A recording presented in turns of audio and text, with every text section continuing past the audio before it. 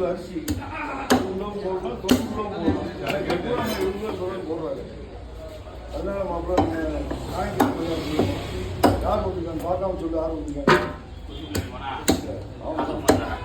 சொல்லி கொடுத்தாரு சொல்லிட்டா வண்டி வண்டி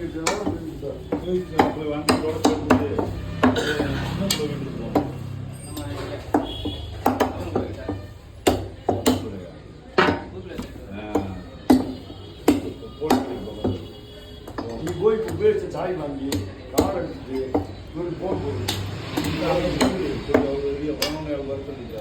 நீ போக சொல்லி வண்டி 2500 ரூபாய் டீசல் போட்டுருக்காரு